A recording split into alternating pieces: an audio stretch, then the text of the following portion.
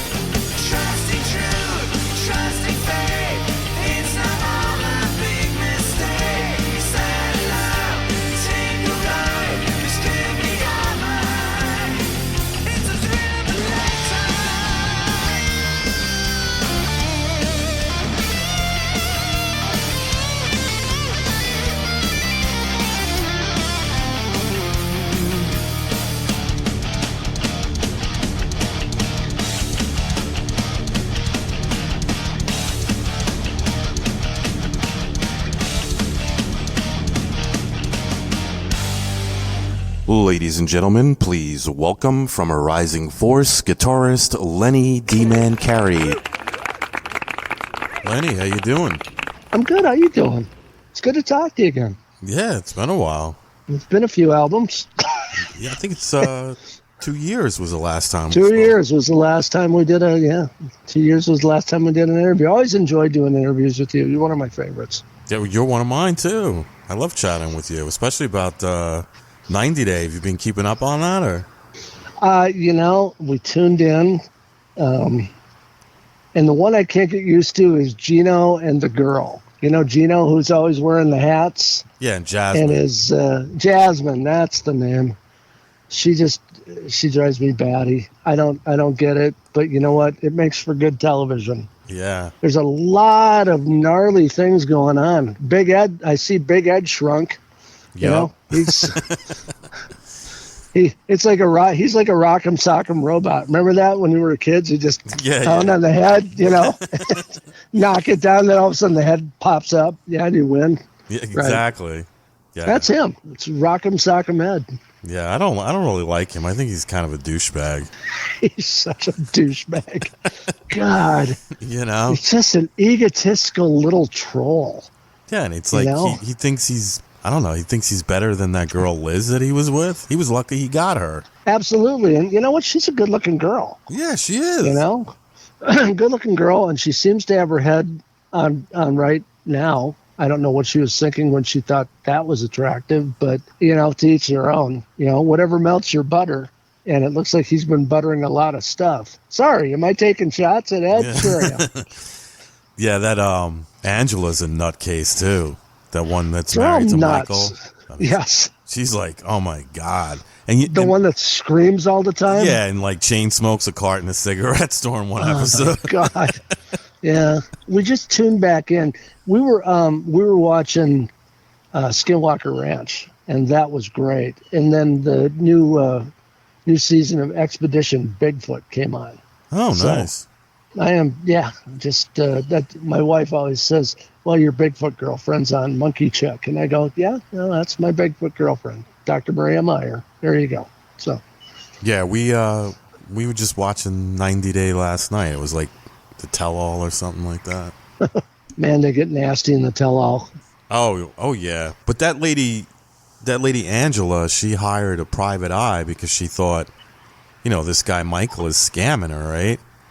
Right. So the private eye digs deep. He goes to 5 different other people that can get sensitive information that no one else can get, and they can't find anything on this guy. He's not doing anything wrong. He's not cheating. He's not, you know, messaging women or anything. He's not scamming people out of money. He's telling the truth. Well, this lady Angela, she don't want to fucking hear it. She's still yelling and screaming. It's like she's convinced.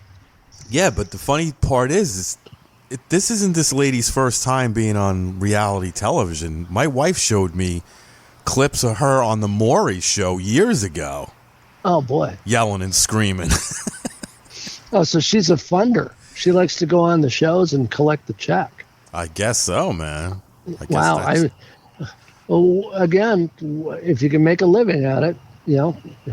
I guess so. It's kind of like rock and roll. If you can make a living at it, yeah. Just take a stab at it, right? Why not? Yeah.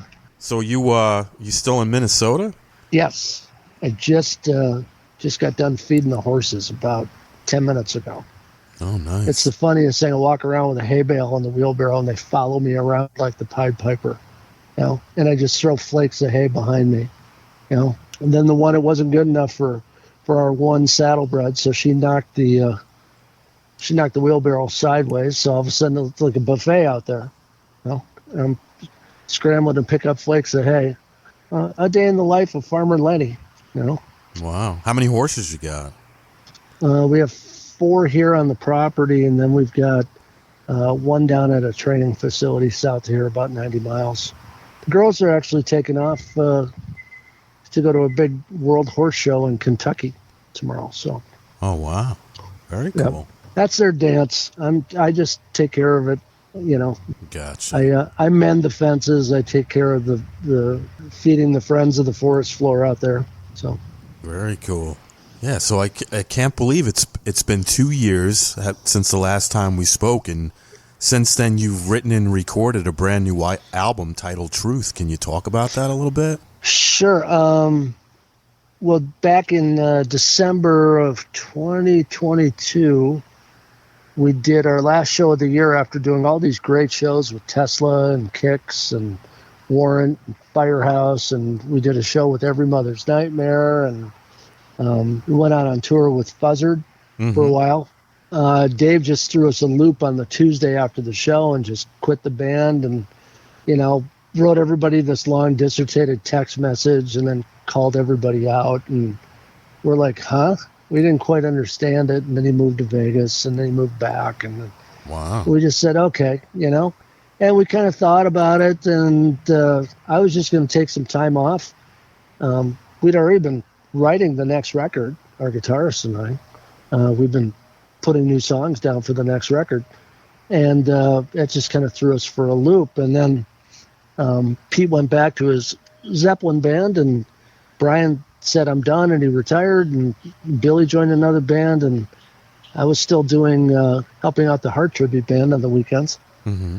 And then Steve, who was the singer of Platinum Overdose on, I think they did 4 albums, he gave me a call. He said, "Hey, I'm doing some solo music. Can you come and help me with the songs and play on it and do the solos?" And I said, "Sure." So we just went into his studio and put this thing together over about 9 to 10 months. And then we finally got it finished and everything. And then we were supposed to have it released in May. And then Sony pushed it back to June. And then they pushed it back to August. So, the album was finished in September. But when you do national releases, Mm-hmm. they push them out, 4 to 6 months. So you got plenty of lead time for promos and interviews and things like that. But it turned out great. I thought the record turned out great. It's my favorite one out of all 3 right now. I like it. I think it's really good. So it's different. Yeah, it definitely is. Is it out right now, like for purchase? It came out August 9th. You can get it online at Amazon, Walmart, major outlets. I think you can download the album at Apple Music. You can download it at Amazon. Our numbers on Spotify on this record quadrupled from the last album. So I think people were really excited about another ARF record coming out. Mm-hmm. I didn't really think about it. I didn't think that people really, and I'm just kind of thinking, I didn't think people were that into it, but I guess they were, so I think we're over 2,800 spins for a week on Spotify of all new organic listeners. We haven't done any advertising for it. Wow. We haven't done a show. We didn't shoot a video. We put it out on social media, and on our social, I think we have 10 or 11,000 people that follow the band. Mm-hmm. So I talked to our record label earlier this week, and they said, "Yeah, you're killing it right now." I said, "Cool." Very cool. This podcast will feature 2 of the tracks from this record, Thrill of a Lifetime and Winter's Calling. What's the story behind the songs? Thrill of a Lifetime, both of these songs are about kind of a self-introspection of man and God, good versus evil. The Thrill of a Lifetime is you can make a move. That's where we got the title for the album, was Truth, because truth is said twice in that song. Mm-hmm. Winter's Calling is, again, good against evil. It's almost, we have a lot of Christian overtones on this record, mm-hmm. but we're not a Christian hard rock band. We just decided after the last record, I'm not saying that the last record was negative, mm-hmm. that we really wanted to take a positive approach and write really great songs that people would really relate to, mm-hmm. without going, "Oh no, they're a God band." And we're all God-fearing men. It's a very positive record. Steve did a great job on the lyrics too. I did a few songs on this, but Steve's the penmanship on this whole record. I have to give him credit. He writes really great hooks, and he knows how to write really good melody lines too. So harmonies are huge on this record, and that's something we didn't have on the last 2 with big harmonies, because you only had 3 guys that could sing. Mm-hmm. You had 4 guys that could sing on this. So, and I think having the time to do it for almost a year, mm-hmm. it's just, there's no stress. When you do a record like that, you have no stress. Nobody's calling and saying, "Hey, you're over budget. Hey, we need the record by Friday. We don't like this mix." No, we just kind of did it on our own. It turned out fine. I kind of agree with you. I think it's probably the best one so far. Yeah, and nothing against the last 2. I mean, we had good success with Undertow. It's 3 singles off that.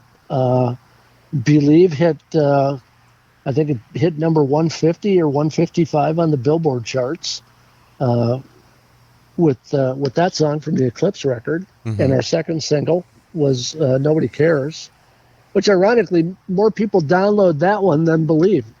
I don't quite get it. I don't understand. Yeah, I just kind of go, oh, that's cool. I don't understand. You can't really get into the mind of people. I mean, the neat thing is people discover it, and then they embrace it, and they listen to it over and over again, or they download it, and then they make some money. So that's all that matters, right? Yeah. How important is track sequence when you're putting a new album together? This was, we kind of went back and forth a couple times. Originally we wanted to have Thrill of a Lifetime kick the album off.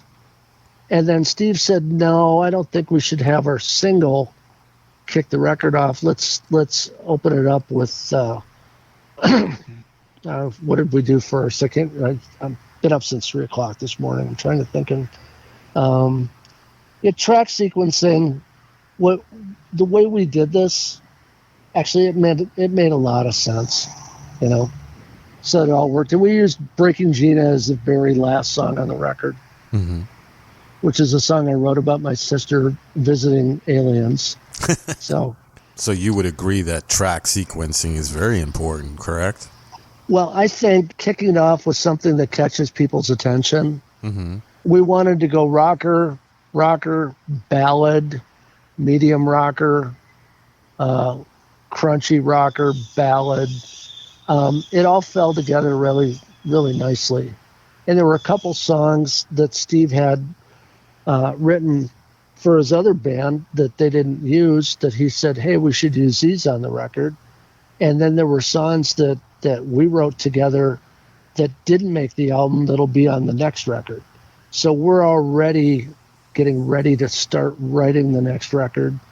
And so far, so good. This one's doing really well. So I'm hoping this sells a lot. Yeah, that would be great. Now, in the past, you've put out a music video after releasing a new album. Will there be a music video for this album? And if so, when? Probably over the next few weeks, we're going to shoot it. It's in the works. The storyboard's done. It's just a matter of getting 6 people together at the same time to do it with everybody's schedules. But we'll probably start working on it next Wednesday. And we got offered a show today, so everyone's all excited. One of the casinos asked if we'd kick off the album at their casino, and I said sure. Which is nice. It's nice to get someone call you and ask you to play. Of course. Rather than having to call people and beg you to play. So we're fortunate though. We had good history with the last 3 years of the band, and we've done very well with the venues that want us to come back. So what single will the video be for? That'll be Thrill of a Lifetime. That's the current single. Okay. That's at radio. We had our radio and records rep let us know that we got added to quite a few radio stations, internet, terrestrial, satellite, and the interviews are kind of piling up now. So that's cool. That's usually a good sign, Yeah, no, have you done... couldn't wait to do yours. I will say, James, I couldn't wait to do yours. Yours has always been one of my favorite interviews that we ever do. Well, I appreciate that. I love chatting with you, man. It's like, we pick up right where we left off, Well, it's like old friends. And that's, when you're more relaxed in an interview and you're not uptight and you can get tongue-tied and not know the track of your album. Yeah. There you go. You can go, just, okay, yeah.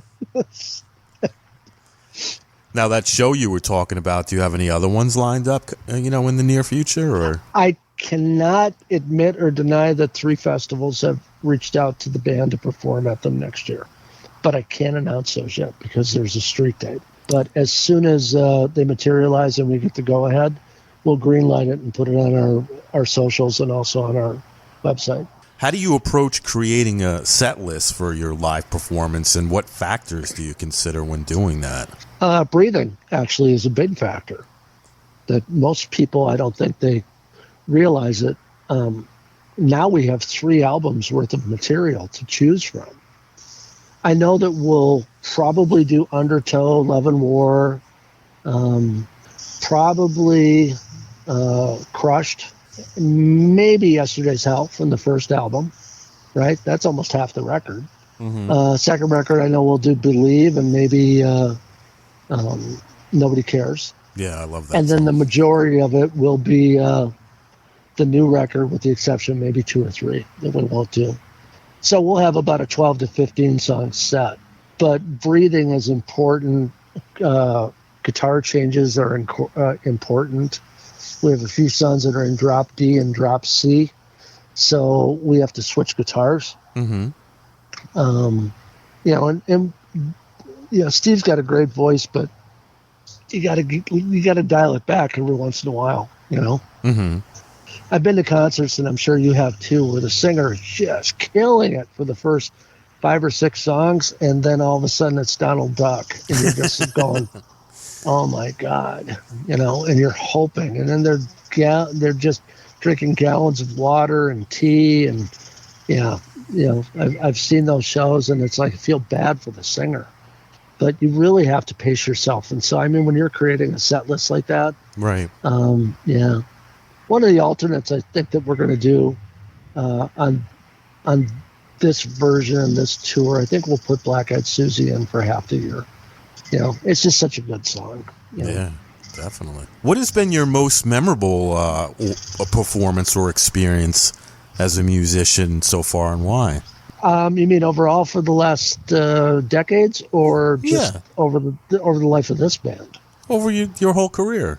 Boy, I don't know. I mean, there's been a couple of shows where we've played to 18 and 20,000 people in different bands where I have.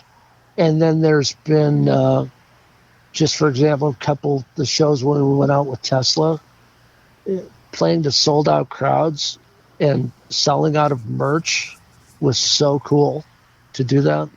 I think there was about 10,000 people for the Tesla show, maybe 12 in Dubuque. I'm guessing, the pageant was sold out. Displays was sold out. Everything was sold out with Tesla. Lakes Jam was fun. I think one of the big ones was Moondance playing for about 12,000 people one day too. So, I mean, it's just a sea of teeth and eyes when you're looking out from the stage. It's so, you can only see about the first 3 rows. And then everybody is just, fuzzy. And, you get the occasional flash out in the middle of the crowd. You always catch that, But that was kind of a roundabout answer, wasn't it? Yeah. Do you get nervous before every performance? Every show. You do? And what do you do to overcome that? Well, I don't drink. I've been sober for 29 years. Nice. So I just kind of sit back, or, for a long time, I would just eat a Reese's peanut butter cup before I got on stage. Really? It was like a ritual. Then I said, wow, I've gained like 8 pounds. I better stop the Reese's peanut butter. These are magically delicious, and they're not cereal. I better stop, that was a ritual for a while, but just kind of, I don't mind going out before a show and talking to people. It kind of puts people at peace. But, 5-10 minutes before showtime, I just want to think about what I have to do and kind of get rid of those pregame jitters. And the minute the intro tape runs and you hear the crowd, it's all gone. It just goes away, And you're just there, and it's just the saddest thing is it just goes so fast. Yeah. Especially when you're riding around in that bus.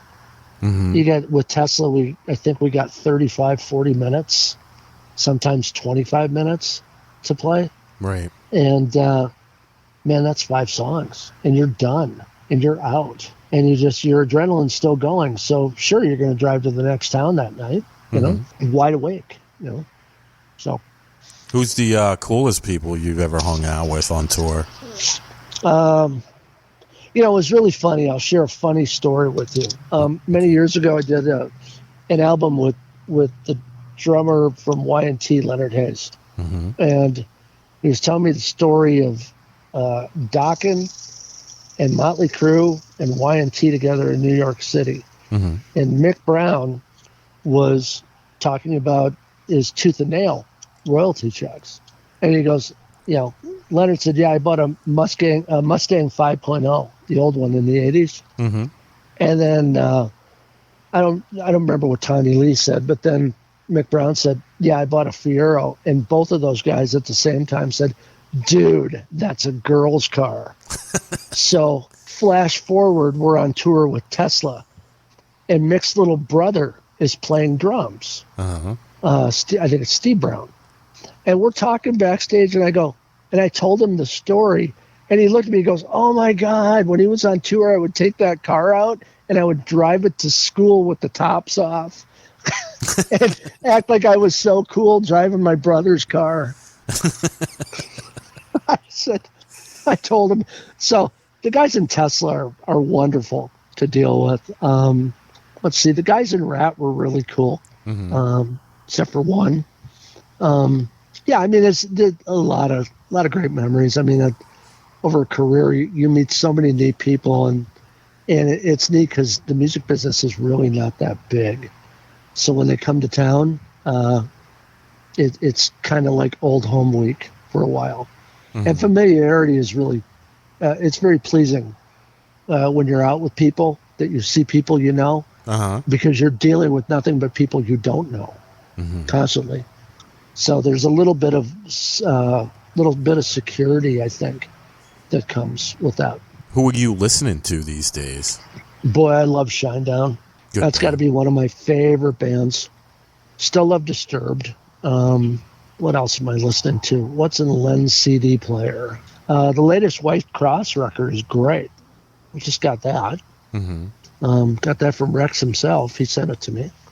Yeah, I like, as far as pop, it's weird. I like Ariana Grande.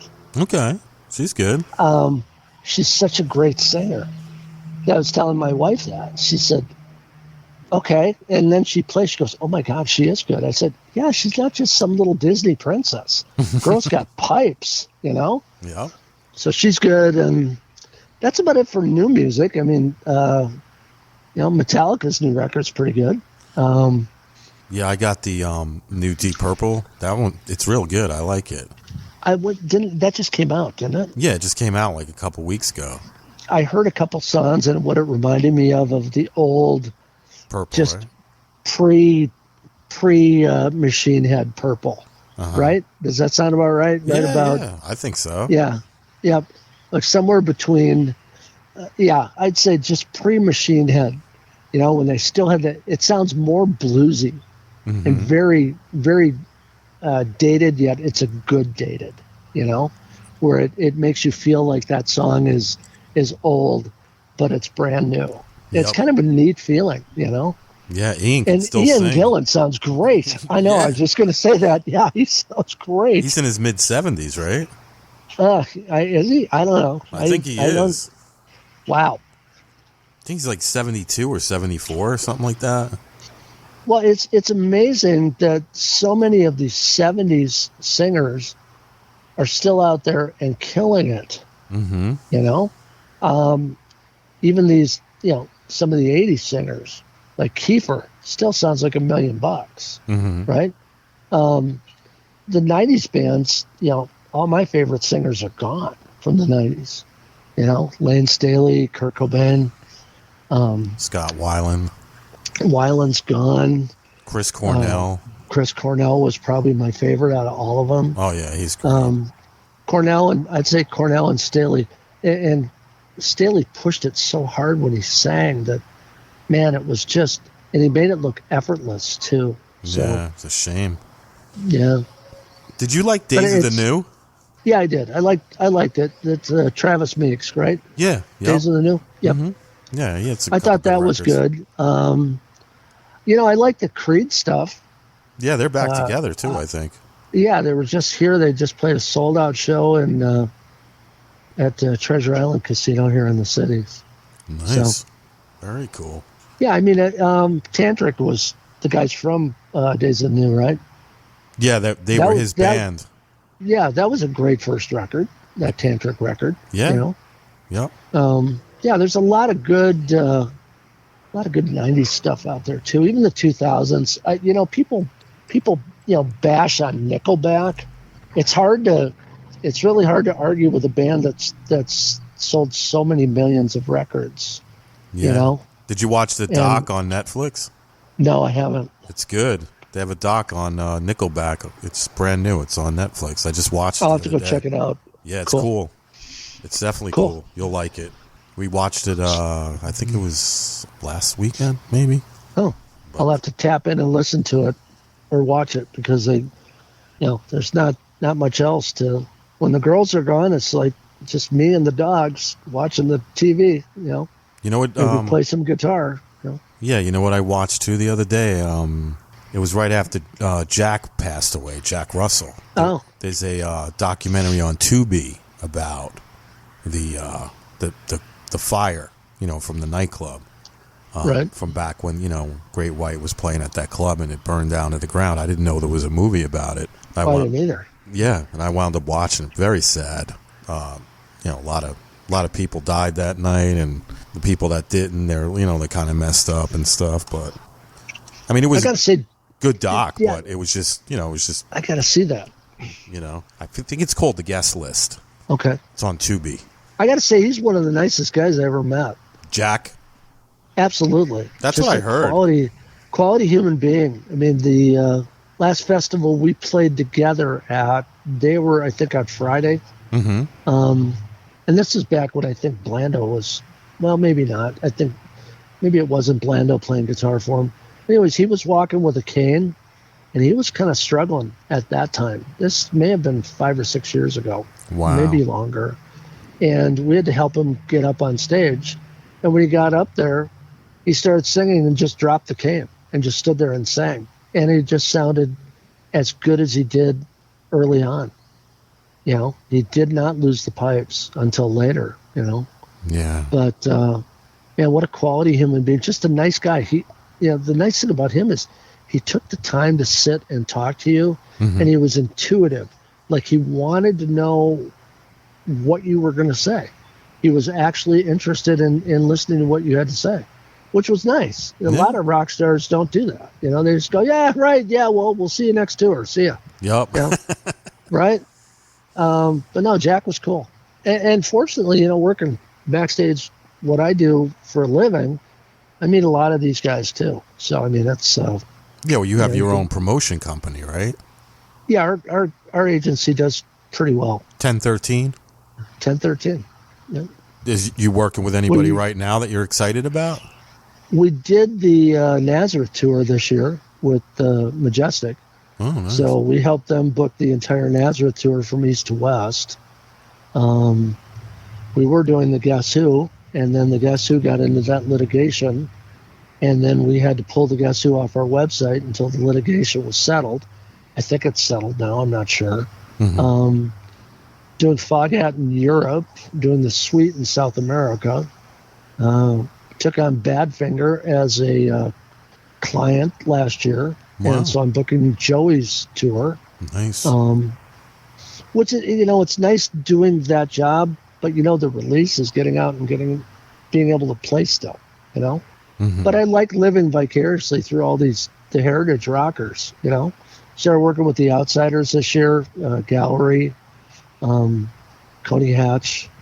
It's a long list of bands we have, and the tributes are still doing very, very well. So the company's doing great. I can't complain. I mean, it's not COVID, so I mean, those were dark days. Yeah. Yeah. So what do? You book shows for them? Is that what your agency does? Nice. Yeah, we book tours. Mm-hmm. Just started. There's possibility. I don't know. I cannot admit or deny. I don't want to sound like a lawyer because I never finished law school. But I just talked to George from Rhino Bucket last week, and we might be working together in the future. So those guys were always one of my favorite bands from LA. Remember Rhino Bucket? Yeah. Yep. Great band. And Brian from Kicks is playing guitar in the band now, so that's pretty cool. Awesome. When you're not writing and recording music or even doing a show, what do you like to do for fun? Any hobbies or interests? Well, I've got horses. They keep me busy. Mm-hmm. The dogs keep me busy. I'd like to travel a little bit more without my cell phone. That would be pretty neat. Problem is, when you run a company, you got to have your phone on. Right. Because there's always something going on. So, I was going to go fishing a little bit more this year, but I didn't get out as much as I wanted to, Yeah. So rebuilding, in my off time, I'm rebuilding fences that they decide to kick down in the middle of the night. Like I did that this morning at 6 o'clock. Had the drill on out there, repairing boards. Who's doing that? Kids? No, it's the horses. Oh, okay. Yeah, they'll lean over or they'll chew on the wood, and they'll knock the boards out. But this morning I walked out there and went, that doesn't look right. And I saw the board laying there going, oh, God. So I walked back and got the drill and started repairing the fence, and then walked back out later on in the morning when I could see better and go, wow, I didn't do that very straight. So, of course, it's dark when you're trying to get this little pen flashlight on the edge of my drill. You can't really see what you're doing. So, wow. Yeah. Sounds like fun. Not really. No, it's not. Yeah. My friends across the pond, I've been doing a lot more business in the UK lately. Uh-huh. In fact, our promoter invited a Rising Force to come over and play the Prague 15 next year in Great Yarmouth. So I thought that's pretty neat. He'll send me little WhatsApp messages like, "What's up, horse whisperer?" It's like, that's funny. Oh yeah, we were doing a WhatsApp call, and I walked outside to the field and let him see the horses, and he's just like, "Man, you ever worry about them running out on the highway?" I said, "Only when I'm mad at them." Yeah, so. You gonna get some new merch for this release too, or? Yeah. They designed the label actually designed some really neat new T-shirts. It's of course we're keeping the skull. Who knew? But it's a gold skull and it's got the word truth etched into the skull. It's a pretty neat looking T-shirt. Is it like the album cover? No, it's a little bigger and a little busier. Like we had the tour T-shirts for Eclipse. Mm-hmm. We had the skull design. We had a blue one, which was the underwater design from the Undertow record. Because if you look at the album behind the girl on the bottom of the ocean, you can see the skull in that. And if you look at Eclipse, you've got the skull inside the moon with the sun coming from behind, or vice versa. So this one is kind of a goldish brown skull. It's really neat. It's hard to describe. They can go to our website and click on the link. It takes you right to the merch store. And what's the website? arisingforceband.com. Nice. All one word. And all your music and merch is up on that site, and all your updates for your shows should be up on there as well, right? Yeah, we'll start updating the tour schedule probably in the next month or so. I don't know how many dates we're going to do, and if we do a bunch, great. If we don't, that's cool. We're going to try to get to 20 cities this year. That would be cool. I think that would be neat. It would be nice to get out into the East Coast. Maybe come out to Jersey. What do you think? Well, you can go there. I don't live there. I live in North Myrtle Beach, South Carolina. Oh, well, no. I mean, we're going to get out to Jersey, and so we could get out to. Trying to think of where we could go. You can go to the House of Blues in Myrtle Beach. I can call our friends at Live Nation and see if they could help us put something together. I work with a lot of Live Nation reps throughout the country, Nashville, Indiana. I guess we can find out. Yeah, there's the House of Blues in Myrtle Beach, and then there's another bar called Suck Bang Blow, but it's a big place. You could fit probably close to 1,000 people there. So, I always wanted to play the Tally Ho. Where's that? That would be kind of fun, just north of you. Oh, okay. Yeah. Yeah, we got good crowds down here, especially during Bike Week. Oh, cool. So they like that Suck Bang Blow place and the House of Blues. They usually have like some years they have Jackal there, and all kinds of bands. But the bikers love it. I don't know what. Our status is we're really not a headliner. we can headline here and in Wisconsin, maybe in Iowa. Mm-hmm. Anywhere else, we need to be a direct support band, and that's not knocking our band. I'm just a realist, you know. We're not the main draw. We just want to be added value, you know. Yeah. Right? So you played, like, when you did shows with Tesla and stuff, you guys went on before them, right? Yeah, we were on there. There were 2 bands on the tour. There was us and Anything But Human. Mm-hmm. And we drew the straw to go on first. So we made our set count every single night. And like I said, it was great because we sold out of merch. We were in the bus and we were actually making a merch order call because we were out. Wow. We completely sold out of every shirt.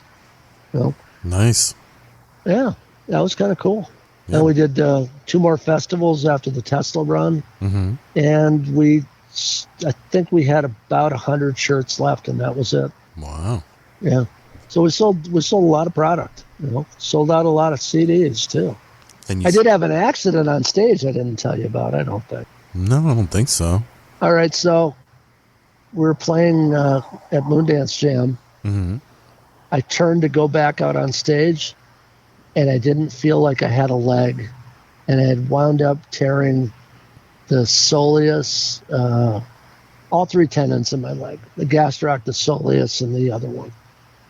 So I had to have a boot on for another 2 months and learn how to walk on it again. Yeah. It's the craziest thing. And I didn't even try to, you know, it just happened. It's not like I was overexerting myself. I just took a quick left, like a spin left, and I didn't have a leg, you know. Yeah. Yeah, I heard I just our remember broker manager just yelling, going, "He's going down." that must have hurt. That didn't hurt. I couldn't feel it. It's like my leg disappeared. It's the weirdest thing ever. If you ask athletes that you know, they have torn a tendon. I thought maybe it was my Achilles, and it wasn't. You know? Wow. How is the leg now? It's good. You know, it's not like I'm playing basketball, but I'm walking around. You know, it's been in recovery for 1.5 years, so I'm okay. Well, that's the only thing that's the most important thing. So push a lawnmower on these 10 acres, you know. Oh, you don't have one of them riders? Oh, I have that too, but you know, you can't just use the rider. We got way too many trees out here. Yeah, so you got to like do circle around and all that, right? Along the edges. Got to cut in. Yep, got to cut in the edges, and if the grass gets too wet or too long, mower stops. You got to unclog it. You know how it is. Wow. So you do that every single day? No, about twice a week. Oh, okay. But you do other We've had a lot stuff, of rain. Right? A lot of, oh yeah. Yeah, there's no chickens here. Okay. It's just, I just take care of the property. And I usually do it really early because my phone starts ringing or my email starts going sometime between 5 and 6. So, you know, breaking the UK this year was really big for us. It's something I always wanted to do. And it was neat for us to break into the UK. And looking at, you know, overall looking at the Spotify numbers too, our listenership is worldwide. That's great. You know, yeah, I never really studied the Spotify analytics because personally, I hated Spotify. You know, I thought it was going to be the end of selling records. So I kind of boycotted it for a long time. And then I was convinced by the label that you really got to push this Spotify thing. It's like, okay. And then I started studying the analytics and I kind of went, wow, you got people in Sweden and Finland and Germany. We have 10 listeners in the Ukraine. You know, they're still listening while the bombs are going off. That's impressive. You know? Yeah, definitely. But yeah, I mean, the majority of our audience is U.S., Canada, and Mexico. But it's worldwide now, so which is neat. You know, it's neat that you can look at the demographics and the analytics and see where people are tuning in. That's pretty cool. You know. Mm-hmm. How do you see the industry evolving in the future of the music business, or the music, the world, or the music, the band? I don't know. I mean, we always I just so much has already been done, and it's been reimagined and repurposed, and I think we're just gonna continue to just write songs that we like, and hopefully other people like. It's hard to predict. I don't know what the next big thing's going to be. Country seems to be still kicking butt out there. Mm-hmm. Active rock is still kicking butt. Bands like Korn are still selling out, and 3 Days Grace, and just so many great bands out there, that are carrying the torch. And you still got the other ones from the 70s and 80s that are still carrying the torch. I have a few bands that had hits in the 60s. Mm-hmm. I just did Iron Butterfly in the UK for this October, and they're that's just amazing to me. I don't if the music's in you, let it out. They're obviously good at what they're doing if they're still around, right? People want to go out and see them play. Yeah. So they're staying relevant, right? Right. Is there anything you'd like to mention that we didn't talk about tonight? Well, I guess I'd like to give big thanks to Jeffrey Swanson and Lloyd Freeze from Dark Star for believing in us, Tim Binder for being our radio and records rep, Chipper Geary from Chipster being our PR guy, Lisa Sherry from the original Highball days, mm-hmm. And all the fans that continue to support the band. It's kind of a wonderful thing, I was going to retire, and now I'm not going to retire. I went and called my ESP rep and asked for a new guitar. Nice. So I don't know. We'll see where the road takes us. I don't anticipate being gone for 3 or 4 months at a time again. Mm-hmm. That was brutal, dude. But I tip my hat to musicians that can go out and play night after night after night with travel days mixed in there. Man, it's a circus. It really is it really is a circus that goes from town to town. The songs are all true. Mm-hmm. But yeah, and I guess special thanks to you. I mean, again, you're welcome. We get to knock out a great little interview together, like it's old home week, and yep. You turn me on to a couple shows. I got one for you. You should go watch Hired Gun. That is a great Netflix documentary called Hired Gun. I think I've seen that one. Oh, okay. Is that the one about all the studio musicians, right? Yep. Yeah. That was great. Yeah. The story of Billy Joel leaving Liberty DeVito and Fargo, North Dakota. Yeah. If you haven't been to Fargo, North Dakota to Hector Airport, and you were left at the airport by your piano player, that is a dismal reality. Because I was just in Fargo 2 weeks ago, and it's nothing until you get back out to the road. Wow. Yeah, Liberty was on my show, I think it was last year I had Liberty on the show. Wow. Yeah, he was cool, actually. Such an amazing drummer. Yeah, he had some interesting stories. He's real nice. Just, those guys were great. Those session cats like Steve Gadd, and Simon. I mean, those guys were something else, Definitely. Great movie. It's like one you'd probably want to watch again eventually, I think I've watched it a couple of times. But I bet I've watched Spinal Tap probably about 40 or 50 times. I've seen it at least 10 times, but it never gets old. No, you should definitely check out that Nickelback one, though. That was good. I will. And I'll check out the Great White one, too. Yeah, that's on Tubi. It's not like Jack and I were close, but, you get to know guys working backstage with them. Mm-hmm. And, if the good thing you take away from somebody is the fact that they were just a polite and genuine, nice human being, then I'll live with that memory. And that guy, man, he had the weight of the world on his shoulders from the station fire, and he still continued to press on and on. Yep. Oh, definitely. Yeah, I seen him being interviewed during that documentary, and like you said, he's very personable. Like he answers questions. He doesn't act like he's above you. You know what I mean? He was just real down to earth guy in the videos. It's like George Lynch. Really, George Lynch is one of the most mild mannered nice guys out there to That's talk cool. to. Yeah. You know? Nice. How about Don?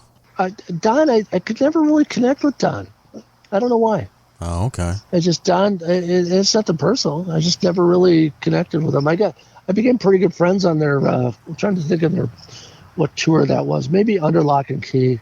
I got to know Jeff and Mick and George back then when they were on tour with Aerosmith. That may have been. Maybe it was Under Lock and Key. I don't know. It wasn't. Aerosmith was on the permanent vacation. Mm-hmm. Right after Done with Mirrors. So. How was? But Don was kind of, you know. Yeah. What about Jeff and Tesla? How's he? Jeff Keith, great guy. Yeah, that's great cool. guy. Same with Frank Hannon. Those guys all sang on a record I did back in 1987. They came down to. I'm trying to think of what the name of the studio was. Studio D in Sausalito, and Leonard was Troy Lucchetta's drum instructor.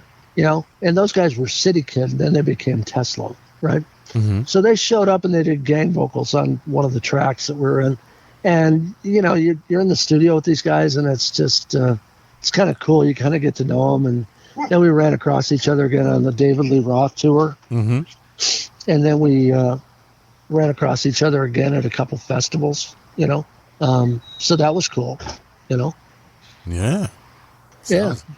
Sounds like fun. I mean, I always liked Tesla. I think I've seen him like 2 or 3 times. They're so consistent live too. Yeah, he always sounds the same. Just great, you know. Yeah, he held on to that instrument, you know. Again, you take care of your instrument, it's going to take care of you. You know, look at Steven Tyler. Man, he sounded like $1 million for how many years?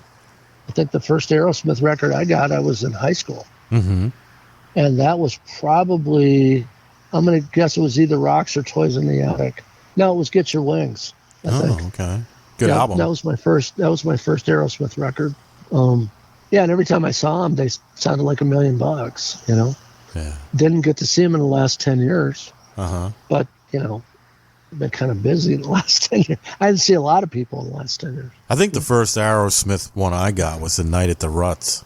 Oh, really? With Coney Island Whitefish Boy on it? Yeah, that was the first one. It was a cassette, I think I got. There's a song on there called Mia that was always one of the.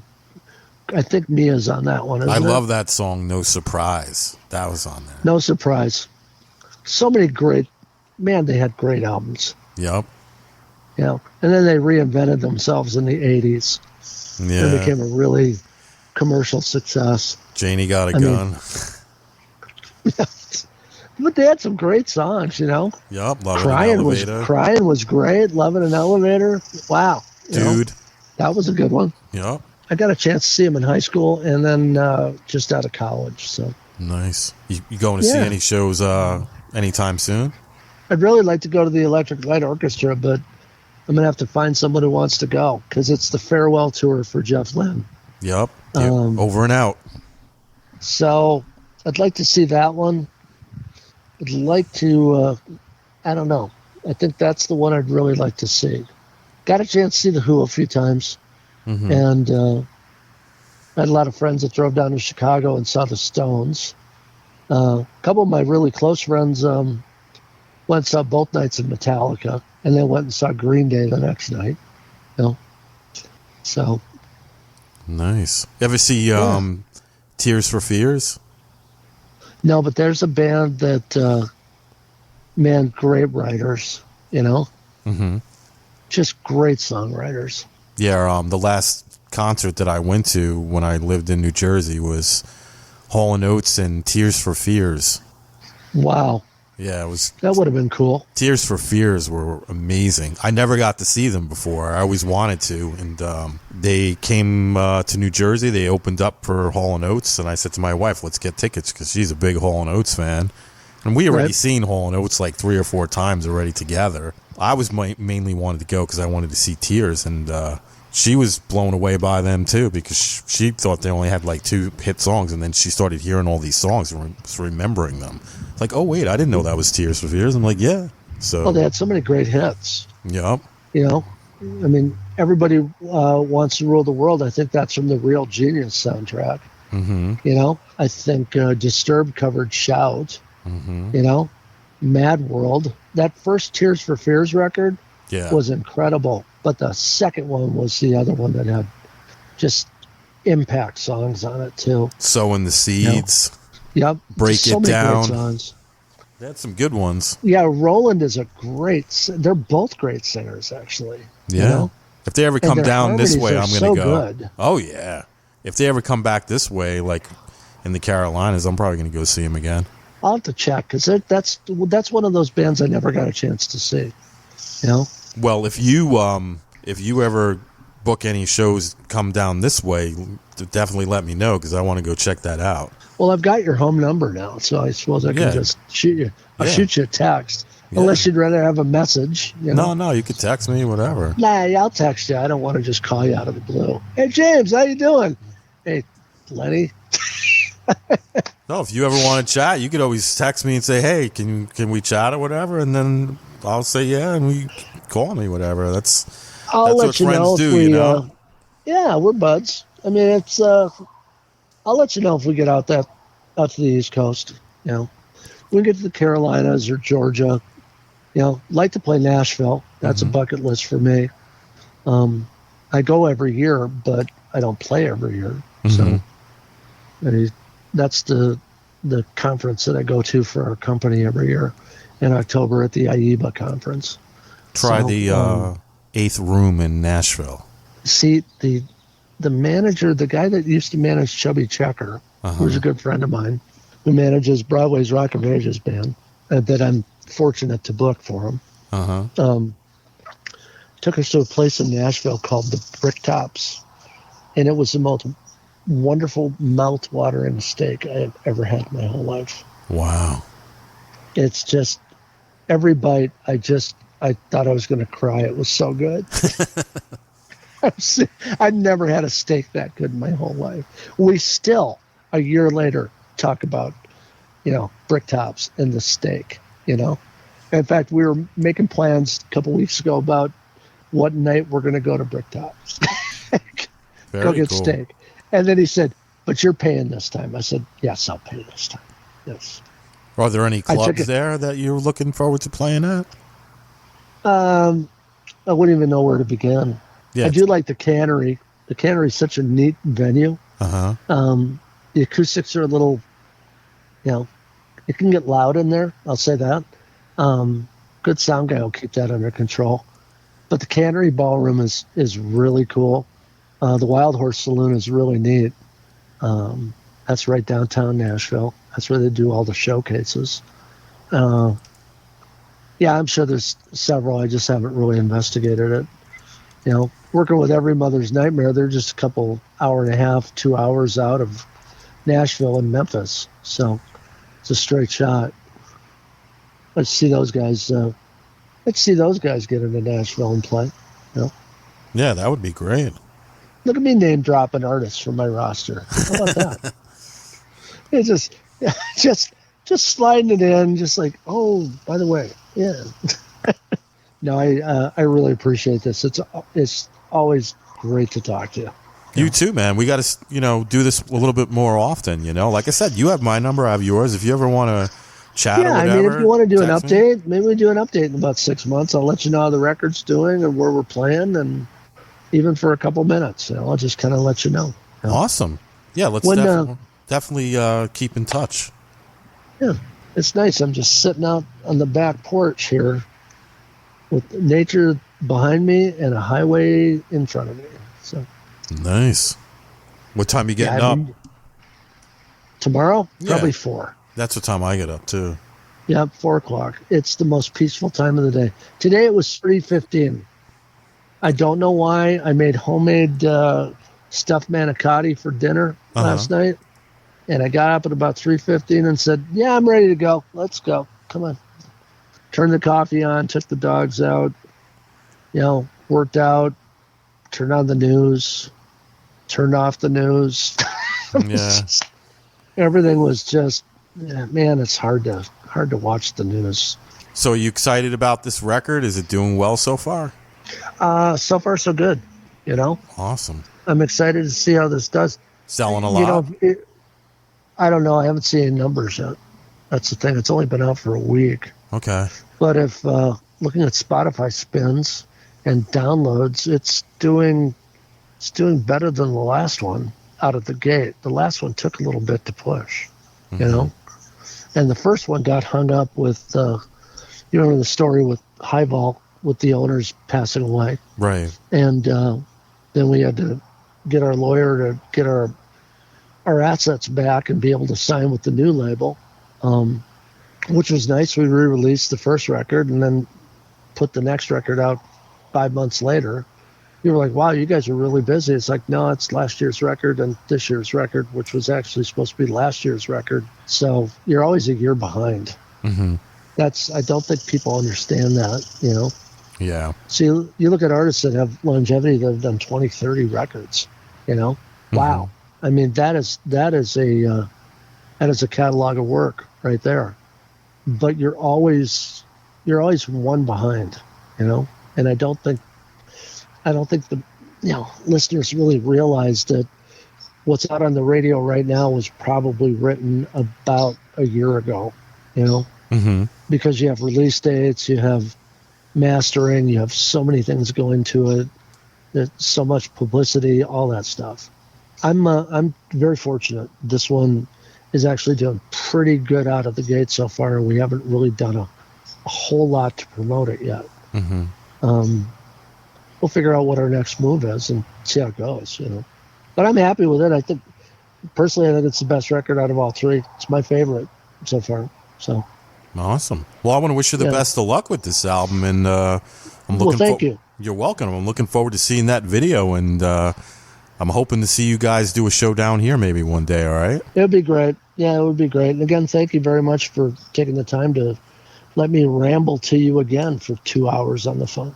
Well, it was great chatting with you, as it always is. It's like I said, it's like we picked up right where we left off 2 years ago. It's like we never hung up, you know? No, we never hung up. We just said, yeah, I'll call you back.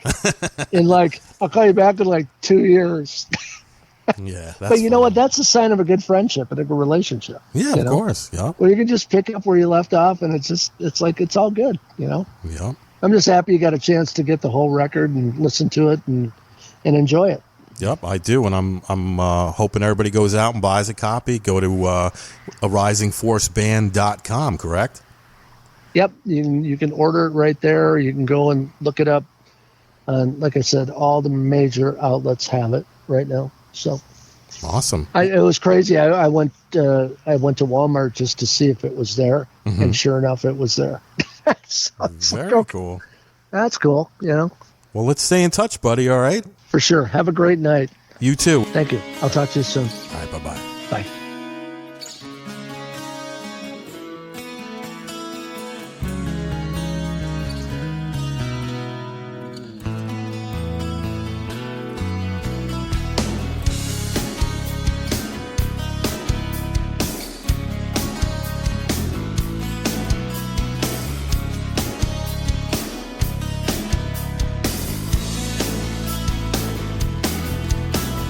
Where we go from here?